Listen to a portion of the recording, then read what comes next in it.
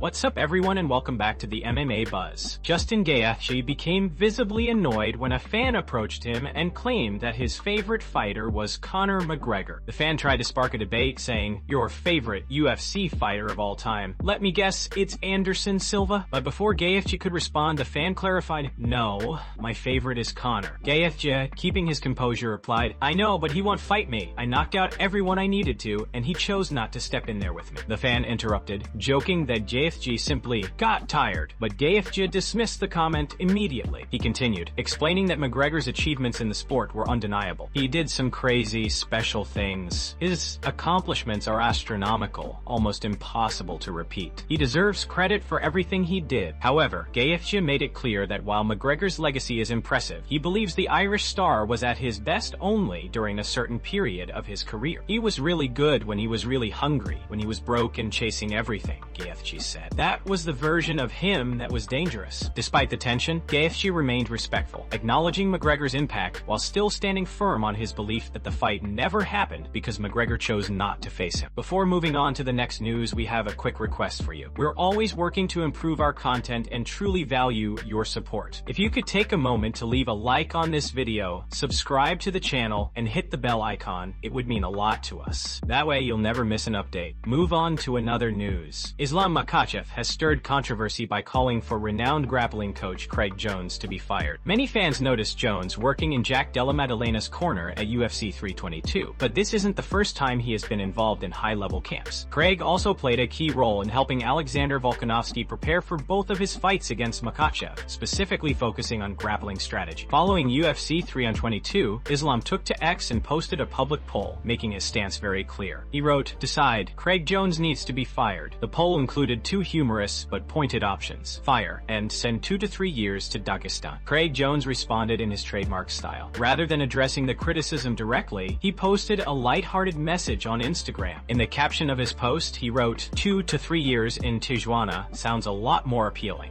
turning Islam's comment into a joke and showing he wasn't taking the call for his firing too seriously. This exchange quickly caught attention across the MMA community, highlighting once again the playful yet competitive rivalry surrounding fighters, coaches, and the growing influence of elite grappling specialists in mixed martial arts. Move on to another news. Belal Muhammad believes that Garry's trash talk isn't actually coming from Garry himself. In a recent interview, Belal claimed that Garry's wife may be the one writing his lines, suggesting that the Irish contender is simply repeating what others prepare for him. When asked whether Garry is overlooking him by already mapping out his next 5 fights, Belal dismissed the idea. He argued that Garry's confidence comes more from a rehearsed script than genuine conviction. "He's good at reading a script," Belal said. "His writers, his wife, they're all writing things for him to say. He's good at reading it, but he's not good at putting it into action." Belal emphasized that it's easy for anyone to plan ahead or talk about a future path in the sport, but none of that matters until they step into the cage. "Anybody can have their thoughts, their plans, their future written down," he said, "but we're still in the present, and on Saturday night, I'm going to change the story." With fight night approaching, Belal made it clear that he is focused, confident, and ready to let his performance speak louder than any scripted trash talk coming from his opponent. Move on to another news. Dan Hooker made it clear that he isn't worried at all about Tsarukyan pulling out of their upcoming fight. Speaking with Submission Radio, Hooker explained that despite fans speculating, he has never actually had an opponent withdraw from a scheduled bout. He joked about the perception people have of him, saying, "For some reason, everyone thinks I've had fights fall apart, but I've never been pulled out on in my life. It must be my face. I'm always smiling and cracking jokes. I must have a really punchable face, because no one ever pulls out." Hooker contrasted his experience with that of other fighters he has trained alongside. Some of them, he noted, have had opponents withdraw repeatedly, even reaching double digits. For Hooker, it's the opposite. Opponents always show up, and he fully expects Tsarukyan to do the same. Confident and unfazed, Hooker made it clear that he's prepared for whoever stands across from him on fight night, and he sees no reason to believe that Tsarukyan won't be there. Move on to another news. Tsarukyan has issued a firm warning to both Dan Hooker and Ilia Topuria ahead of his fight week at UFC Qatar.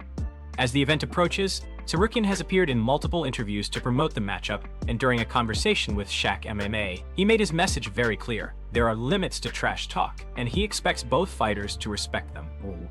Tsarukyan explained that while he has no problem with competitive banter, crossing into personal territory is something he won't tolerate. Dan has never talked personally to me, he said, but if I ever had an issue with someone speaking about my personal life, I would take him out of the room and talk to him directly. The same goes for Ilia Topuria.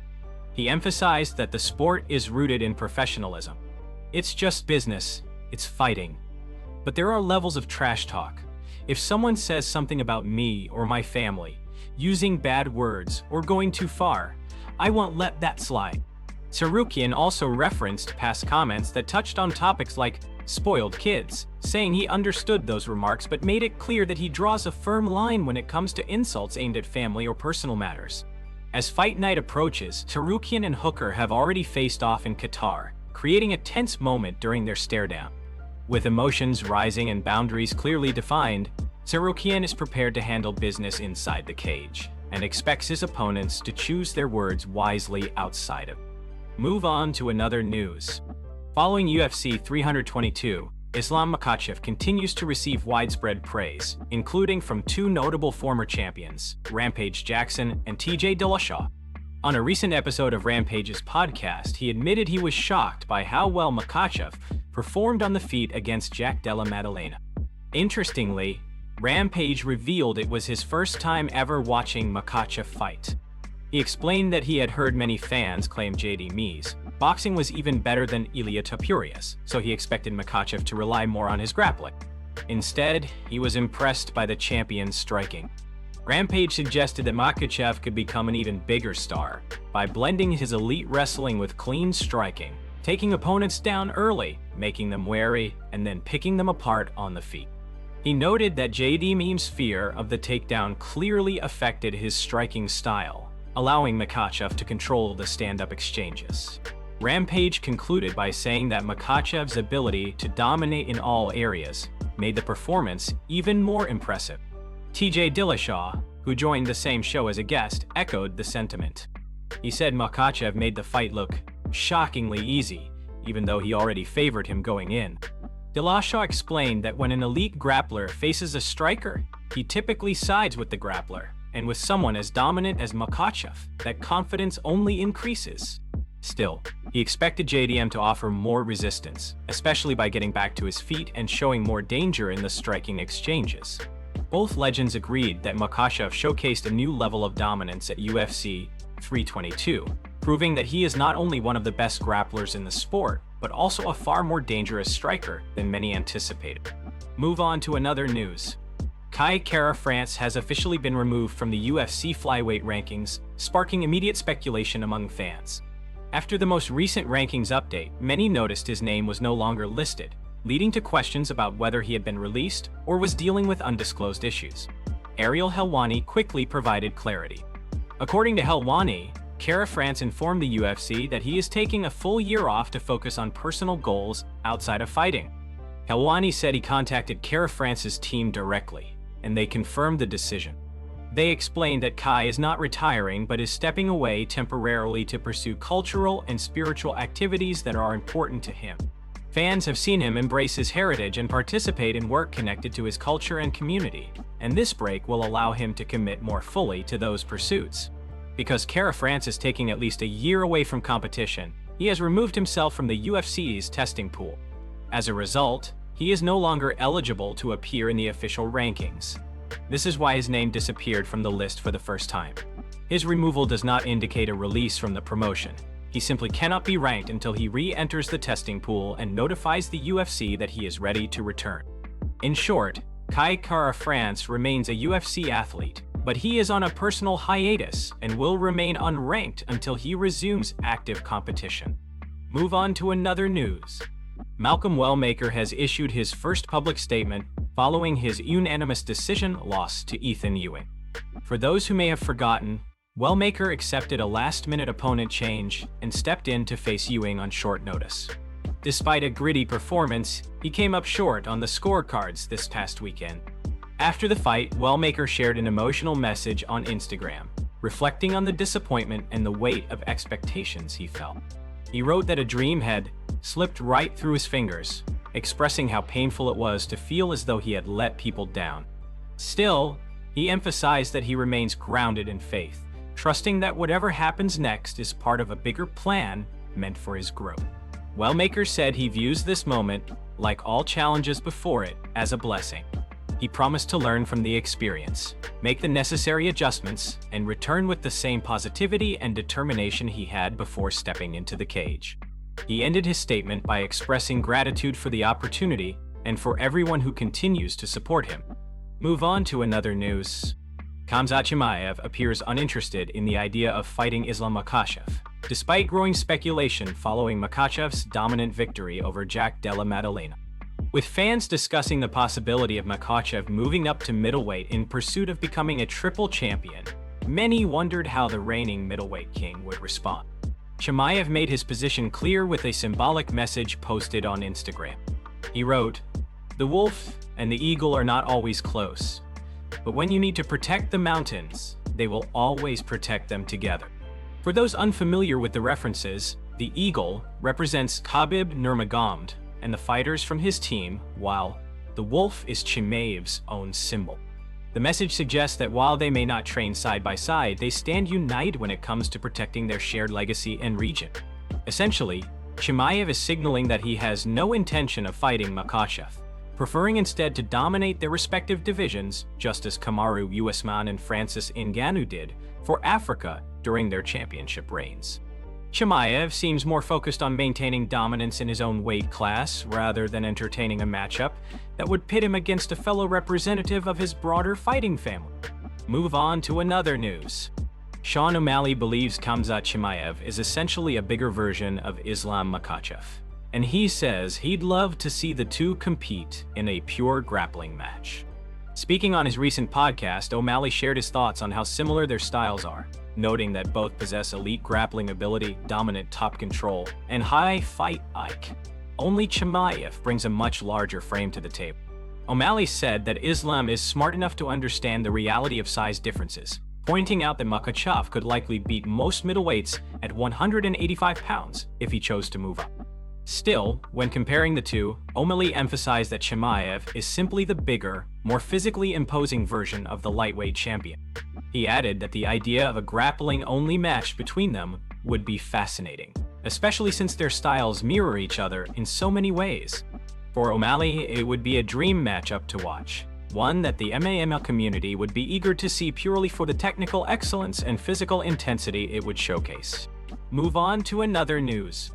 Valentina Shevchenko has addressed the criticism she received following her victory over Jian Li at UFC 322.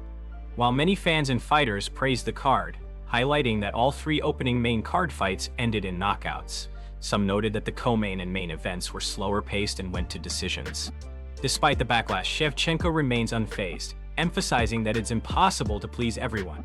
When asked whether fans appreciate her mastery and dominance in the sport, Shevchenko explained that opinions are always divided.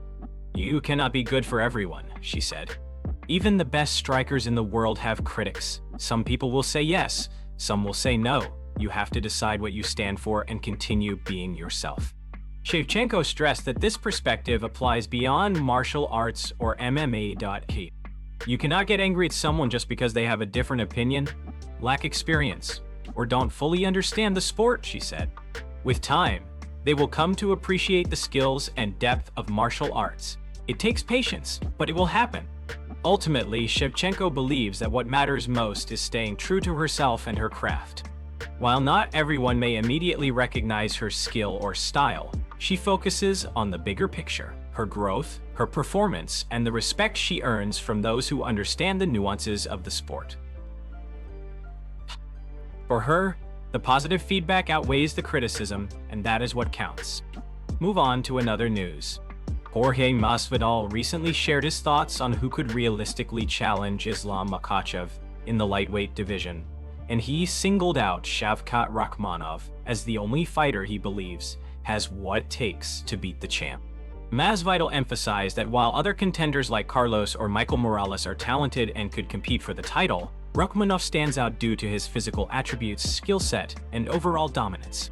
Describing Rakhmonov as the boogeyman of the division, Masvidal highlighted his natural size, elite wrestling ability, and seemingly endless cardio. He added that while Rakhmonov's striking could still improve, he is already highly effective on the feet. "He's amazing," Masvidal said. "He's naturally bigger, a great wrestler, has an endless tank, and he's not bad on the feet. That's the only guy I actually think could beat Islam." Masvidal also acknowledged that Rakhmonov has been sidelined by injuries for some time, which may be why fans have not yet seen him in major title contention. Despite that, he remains one of Masvidal's favorite welterweights, and he believes that a matchup featuring Rakhmonov versus top fighters in the division, such as Jack Della Maddalena, Carlos, or Michael Morales, would be must-watch. He concluded by expressing excitement at the idea of Rakhmonov finally stepping up to fight at the top level. According to Masvidal, seeing Rakhmonov in action against elite opponents would not only test his skills, but also provide some of the most thrilling matchups in the division. "We need to see Shev fighting for that," he said, underscoring the anticipation among fans and fighters alike.